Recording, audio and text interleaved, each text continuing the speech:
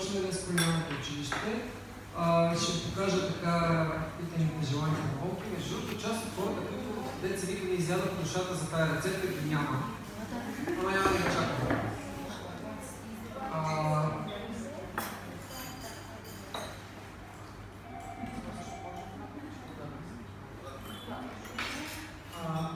Така, започвам с нещо много ясно. Надявам се да го разберете добре. Здравословни бомбони от този вид, който показвам, не съществуват. Просто тези не са вредни. Това не означава, че ако се топчете постоянно с подобни рецепти, ще имате прекрасни резултати. Разбирате ли какво имам предвид? Страхотно е човек да си капне бомбонче вредни. Няма никакъв проблем, когато имате някакъв празник да си приготвите някаква такава рецепта, даже страхотно. Но започнете ли всеки ден да правите големи порции от подобни рецепти и да очаквате да сте в добра форма и добре да консумирате, да не се подувате и килограмите да са окей, имам лоша новина за вас. Не, няма да стане. Понеже в тези бомбони има изключителен проблем. Слагаме много захар, т.е. много изсушени плодове или не, захарта все пак си е захар и се метаболизира по определен начин, с изключително много мазнини, които идват от ябълки, кокосово, какаово масло, почти винаги тези продукти присъстват в рецептата. Не се конспира оптимално. Но, когато, помните ли вчера, че ви казах, че на мазнината и сложите захар и сол, тя става изтрестяваща. Когато организъм усети нещо сладко и мазнено вредено, много приятно започва да се чувства. Именно заради това в повечето така наречени сладкиши се слагат много мазнини. Обикновено не знам дали, ако гледате грамажа, често се получава, че в сладкиши има повече захар, отколкото мазнина. Но ако го обърнете в калории, ще видите, че е точно обратно. Шоколада мазнено или сладко? Мазнено. Само че сладко гледам по сладкишите. Сладоледа и мога да продължавам. Това са мазни храни, които са сложили захар. Там за мекици дори няма да се отварям устата с подър захар и така нататък. Понички и т.т. Така, но за разлика от тези масово продавани бутуци, това, което правим тук е на основата на плодове и на цялостни храни и то не вреди, когато е в малко количество. Просто не дайте да натоварвате чак до там в организма си. Много често се получава следния момент. Хора, които минават на здравословно хранене, се търсят. Като бях малък, майка ми казваше така, аз бях много тигипал на те и тя ми казваше така. Защото са наями, не мога да изчакам да се наями да излизам да играя. И тя ми казваше, изчакай да ти стегне храната. И тогава ти ми обърна да тичаш. Няма такова нещо като слягане на храната, да го знаете от мене. Обикновено човек, когато се нахранил с хубава храна, лесна за смилане, тя по-скоро му дава енергия. И след 15 минути максимум може да станете и да тичате. Картофи на пара, дори да готвите храната. Дори с напара много лесно за консумиране храна. И човек се чувства добре. Усетите ли се отпуснати, ленивия, така след. Това означава, че енергията, доктор Емил Василинян, ще чувате много добре. Енергията, която трябва да отиде за чистене, отива за храносмиване. Просто целият организъм в този момент се занимава с храносмиване. И ние подсещаме като едно такова плътнява в стомаха и става много приятно. Знаете ли, защо ми става приятно? Защото всички емоции ни се блокират в това момент. Който и да ни е ядосал, колкото да сме стресирани, напръскаш ли се едно хубаво, просто се допускаш така и ти е все тая. Печката да работи, оня там пак не си платина, на все ти е тая просто. Поне за 15-20 минути се успокояваш. Кой не е влизал в тая? Аз съм там. Всички почти сме били там, предполагам. Много често хората, именно заради блокирането на негативните си емоции и стреса, започват да се залитат по свръхкалорични храни и то особено това нещо се случва вечер, когато се прибираме от стресирания ден и трябва да се отпускаме. И нали знаете какво става? Сядаш пред телевизора, взимаш кубата с възможно най-калоричната храна и това те отпуска. Това е така, защото човешкият организъм е създаден по определен начин. Ние не можем да изпитваме две емоции едновременно. Не мога да ви погаля и да ви ударя с една и съща ръка. Едно след друго следват тези действия. Така и с емоциите. Не може едновременно да чувствате удоволствие и да чувствате някакъв стрес. И знам много често хората, за да си блокират тези емоции, както казва един журналист, да скоро прави предаване за нас в Варна, най-ефтиният наркотик е храната. И то наистина е така.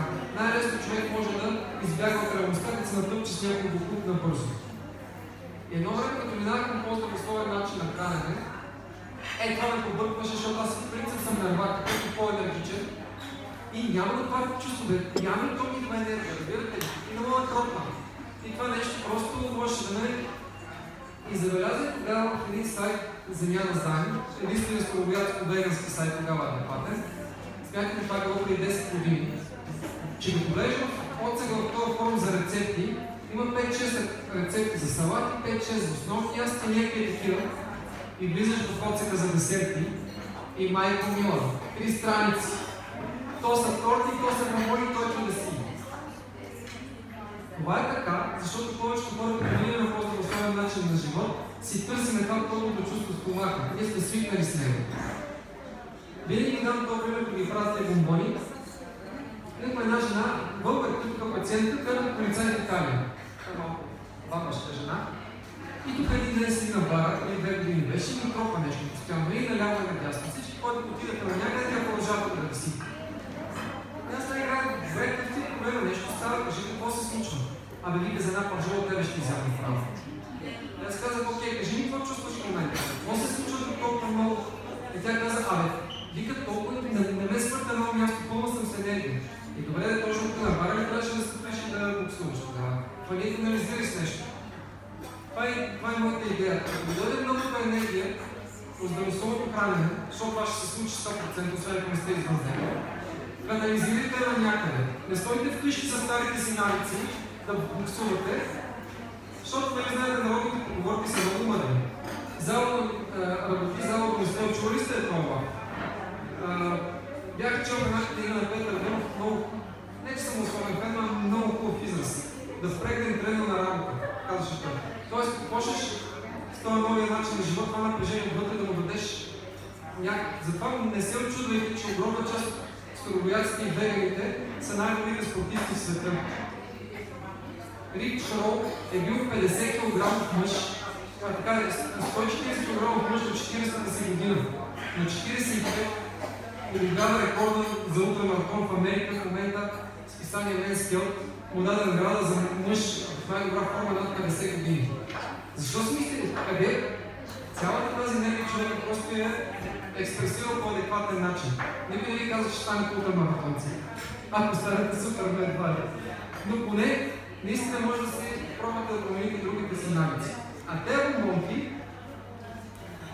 по принцип са много елементарни. Вие може да си направите всякакви.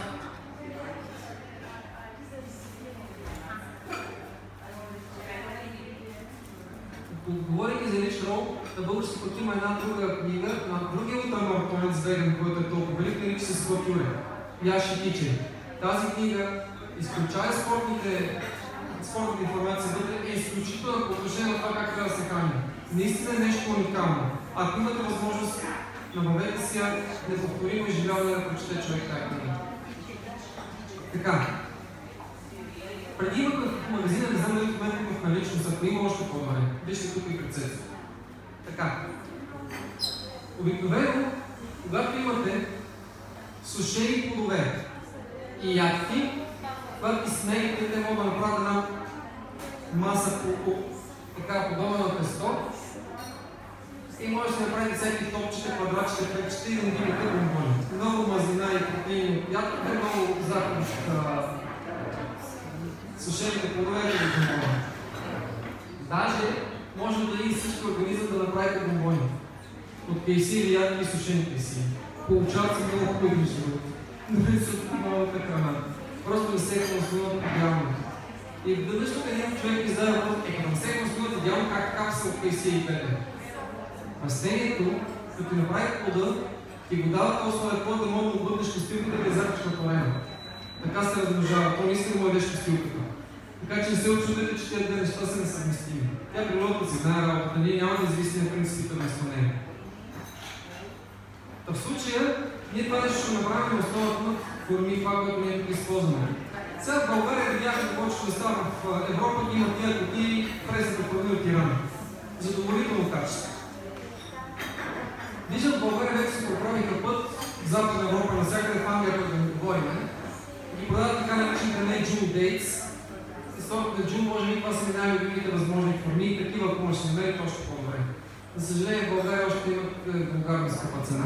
Да се надяваме, че ще се изменят цените с Европа. Но те са достатъчно добри. Моля ви, си купувайте форми от някакви пакетчета, да не говорим от масивни магазини за ядки за кафе. Това съм го виждал масово. Там седи една жена и с една такова гребе, с едно пустъци гребе, само че гребе форми. Тези форми нито мога да ви кажа коя партида са, нито коя година на производство са.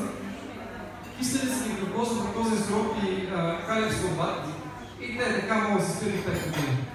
Или през скоро тук една пациентка, много се радва, че тук в този център, между другото, най-какъв е най-ценното в този център.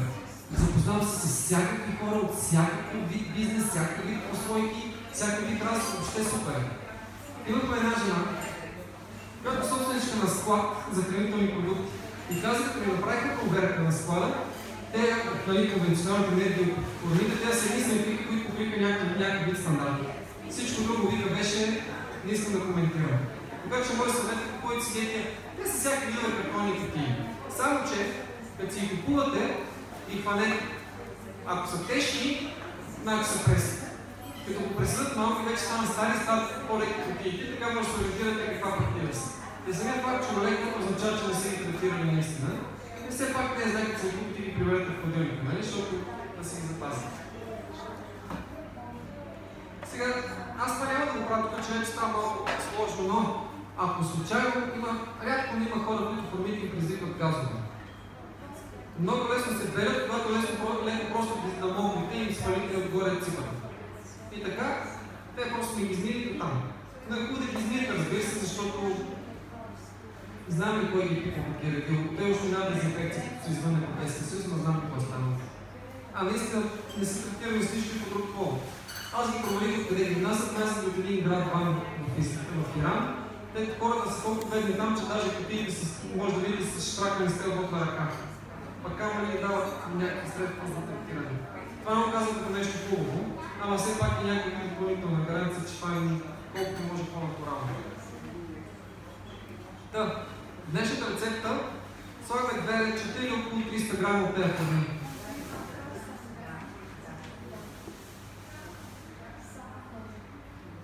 Просто ги обезкостява. А най-хубавите форми, между другото, които съм пробвал, от време време ги внасям в Балев в България, са тунезийски форми на колко. Малете чак колко, като пресни страхотни, ама не винаги ги има. И между другото 15 лева програма, което никак не е скъпо за формат. Защото един килограм форми ще изпинат за наистина много време. Обаче някакъв път ги внасят, някакъв път ги няма, така че за съжаление не мога да ви кажа докъде винаги ще ги намерите там. Мисъл към 8 лева или 7 нещо излишно да тията на половин килограма.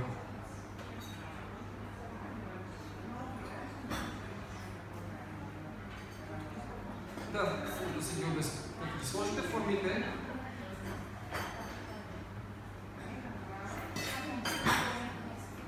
вече идват ред на така наречените уплътнители на този рецепта.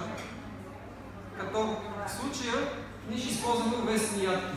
Много рядко има в рецептите за ресторани бомбони увесени ядки, обаче нарочно ги слагаме тук. Моя беше идеята, защото те съдържат много фибри, които се раздуват в стомаха.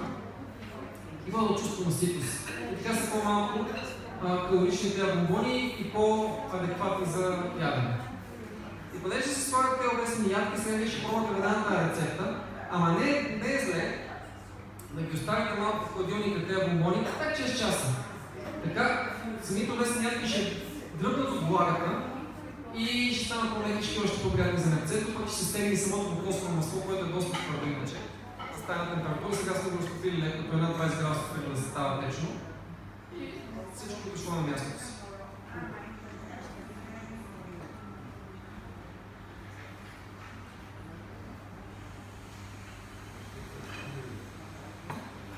Слагате си 100 грама повесени ядки към 150 грама кашун. Сега изглеждат горе-долу еднакви като обем, обаче кашунът е доста по-тежък.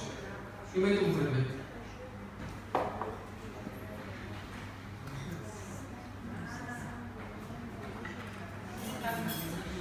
Без супени лъжици са само така на лозър, съм такъв истински хубав. Или, в момента налично снимаме такъв само, може да сложите и лешник от кахан. Той е направо нещо прекрасно, стига да е от качествена фирма.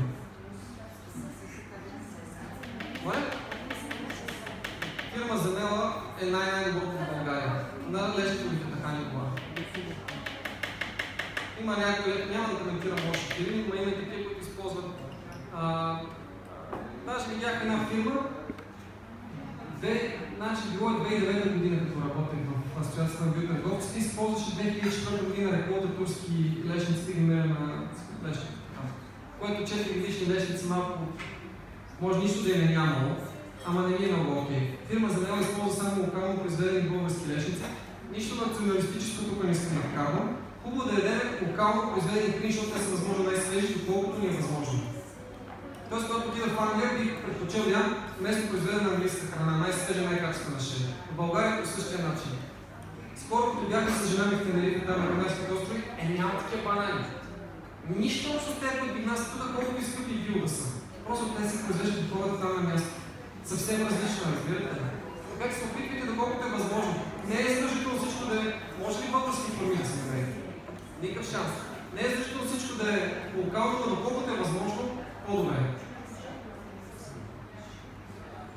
2 супени лъжици кокосово масло, такива чайни лъжици, извинявайте.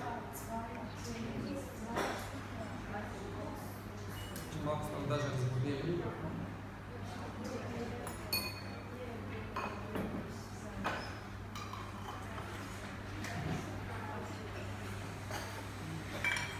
И мед по същия начин. 2 чайни лъжици.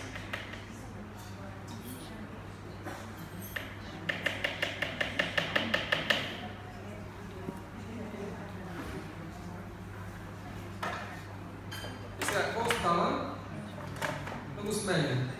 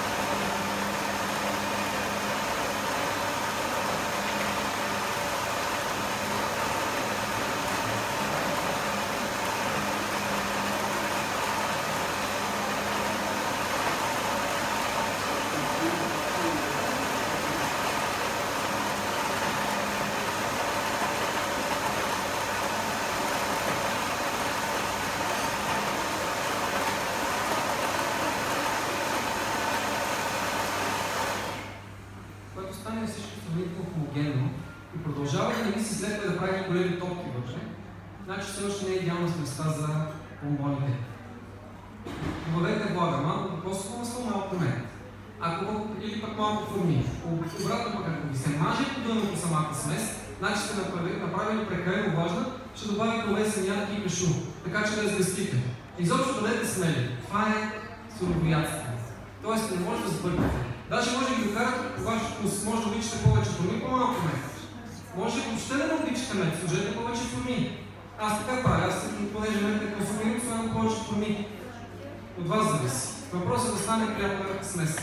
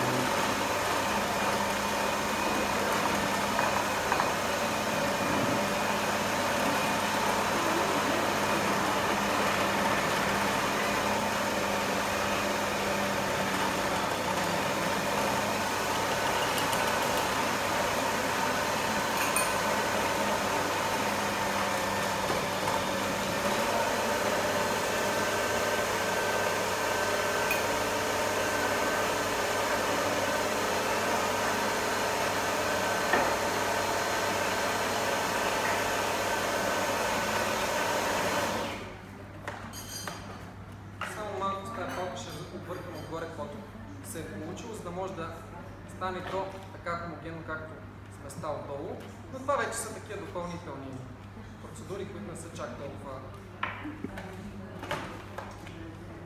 важни.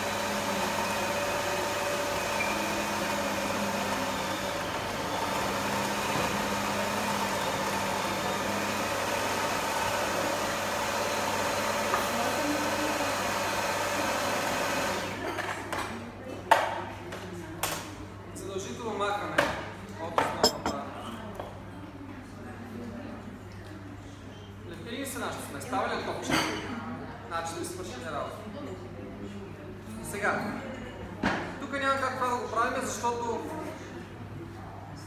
на плодове чай мед няма как да стане, защото трябва да станат огромни бомбони, но домашни условия. Не случайно Рафаело са подбрали точно бадема да има средата на бомбони. Бомбоните могат да бъдат още по-вкусни, ако накиснете бадеми предварително, обаче задължително трябва да ги обелите, за да могат да останат хрупкави. Ако не ги обелите, суровите бадеми, те имат една защитна цикла отгоре тази на фиалата и те пречат на самата смес да се колепва по тях и не се получава окей. Има една глупава техника, повечето готвачи в вегани и сърбоядските ресторанти знаят, ако си забрал си да киснеш бадеми, леко да ги кипнеш и те да не пада люспата, дама тогава вече не са хрупкави и целият ефект на бомбона отива на кино. Искате ли искате, ако искате да направите супер произведение изкуството, ще се обелите плюс 50 на бадемчета. Само на мъжете това не ми е особено приятно, никаквата работа много не обичаме. Обаче жените, че ви по-се справяте, цък бадемче сте готови. Както сте написали бадеми за една нощ примерно. И след това можете да си вземете по едно бадемче по средата и да го облечете в тази смес и да го въртите в Рошков или пък в Господ Старотини, както сега ще направя, и ще си имате страхотно Рафаело в доктор Емилова център. Но, понеже това трябва да стане огромен бомбон за вашите майни стандарти, няма да го правим, разбира се, просто ще направим те бомбончета да ги даме с теб. И всичко има на своето място. Сега имам, ако бях поне 60 бомбона на врата, това е времето за викторината там, който иска да пита нещо сега на момента, защото бавно ще стават нещата. Едно нещо искам да ви кажа, тия бомбони и които да било подобни, ако си ги направите на ваш празник, истина ще го направите забележителен. Защото какво ще купите, което вече го няма на пазара? Някакъв супер за напяк белгийски шоколад, евентуално някъде да го впечатлите. Разни тия бокуци, мерси, тофи, не знам си какво. Обаче това, да? За хумус ли? Тя е много елементарна, няма нужда да ви го правя пред вас, да ви губа времето, поне дори рецепти да научите. Хумуса се прави от сварен напут, сусамов тахани прав, лимонов сок и къри, примерно. Сусамов тахани. Основно хумус на арабската част няма болна паста, който може да се част няма на фигна паста. Отгледно се добавя сусамов тахан. Сега някакви сладки зехтин за мен е лично излишен, защото сусамовия тахан е достатъчно мазен. Лимонов сок се добавя, чесън и къри, например, смес с къри. Или кимион само. И каквото вие пожелаете подправка. И сте готови. Получили сте си сместа, която е необходимо. Ние с жена ми правим следното. Правим това, както ви казах. Хубаво само, че слагаме куркума, кимион и черен пепер. И река, как че ли най-неприятно. Ама, най-вероятно истинската рецепта е такава, както се правят арабите и персийците, си имам по-различна. Не мога да ви кажа.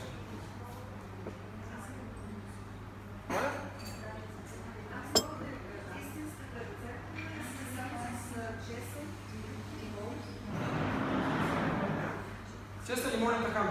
И на които. Да, това основа.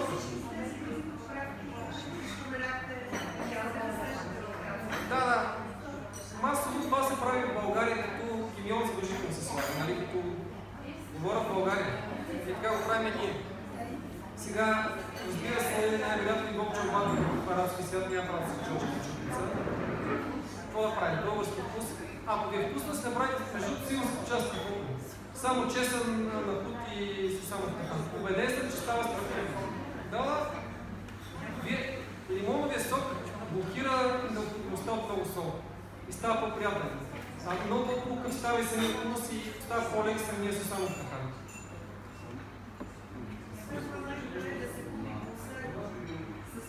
Така, не е най-добре да се купи консерва, най-удобно да се купи консерва и най-лесно се снива филно.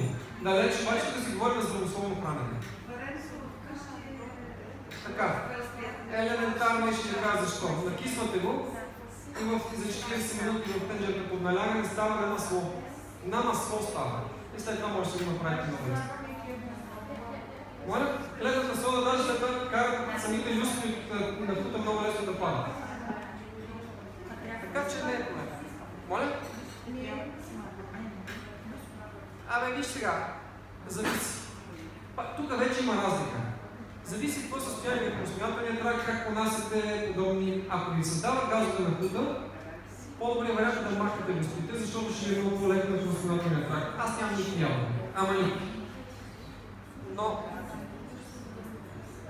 Както? Сода може да сложиш с лъжичка 2 слова за хляб в водата, където били хумуса. Това на пута и после много лесно се отлепя и опада самата люстра.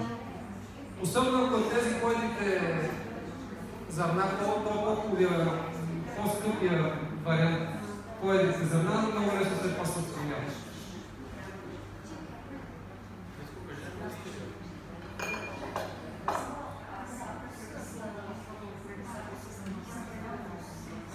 Добре, чакай сега да запомня само, ще после и вас ще.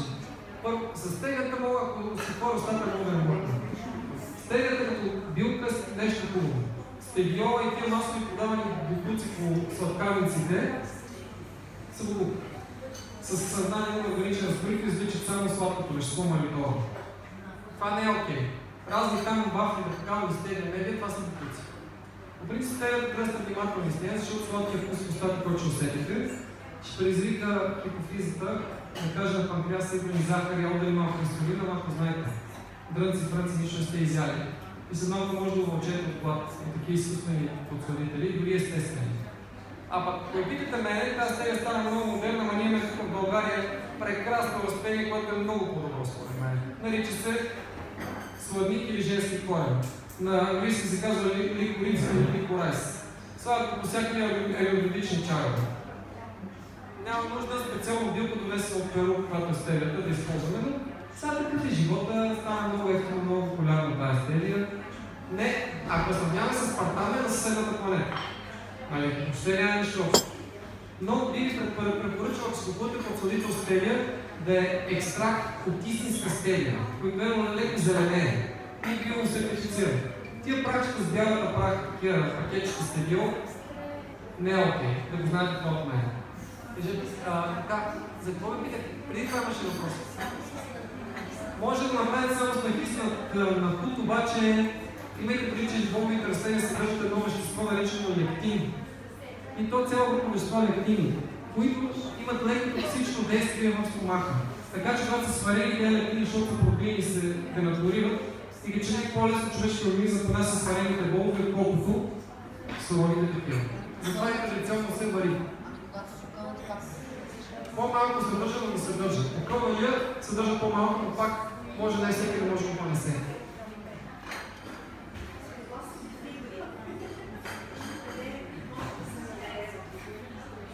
Фибри или не така? Не триция фибри, ами по принцип, те които ги зареждаме, ние са на тази фирма, дето се води най-високи класа, направена от Билбаев. Навсякъде, където видите кокосово брашно, това е. Супер финно смяна дървесината плюс тая сега свършвам. Супер финно брашно плюс малко от самата дървесина. И това силно стимулира хромостимулаторния тракт да бъде изпълнено това, което не е необходимо.